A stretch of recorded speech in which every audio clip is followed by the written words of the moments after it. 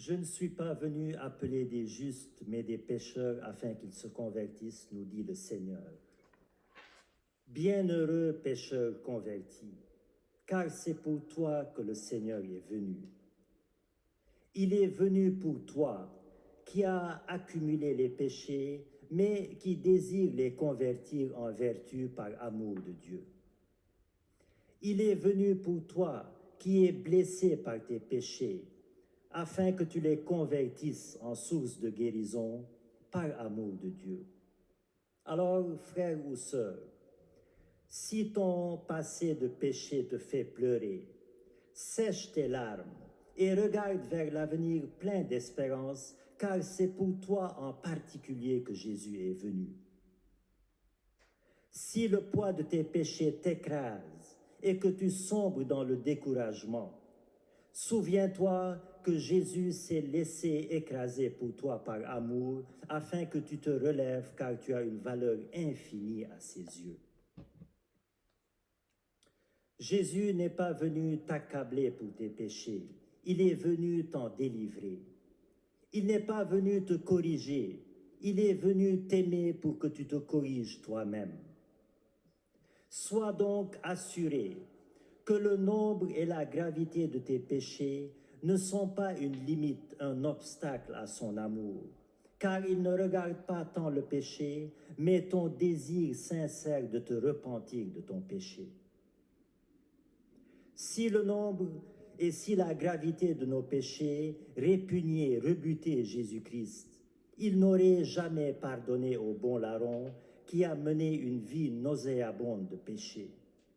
Il n'aurait jamais pardonné à Marie-Madeleine qui a mené une vie de pécheresse notoire.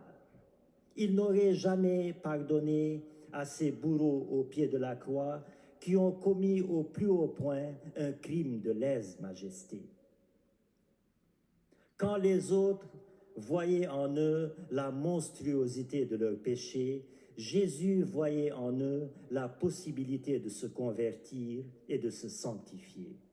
Et c'est par leur sincère repentir, par leur sincère conversion, qu'ils ont obtenu l'effacement de leurs péchés et l'acquittement de leurs peines. Le repentir, la conversion, voilà, frères et sœurs, le ciment de notre relation avec Dieu. Il n'y a pas de péché impardonnable, sauf celui dont on ne veut pas se repentir. Et Jésus est posté à la porte de notre cœur, et il n'attend que notre ouverture, que notre sincère repentir pour y entrer et y déverser le torrent de sa miséricorde. Quoi qu'on dise de notre Dieu, frères et sœurs, quoi qu'on dise de notre Dieu, on n'a encore rien dit, car sa miséricorde dépasse infiniment notre intelligence, notre entendement. Alors, rendons grâce, frères et sœurs, pour un tel Dieu. Rendons grâce pour un tel amour, pour une telle miséricorde.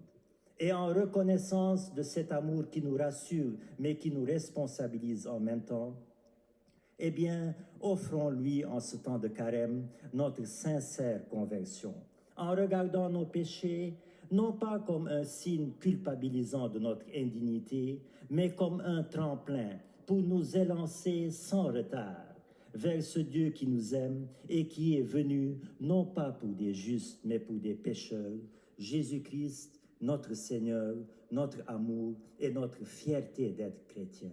Amen.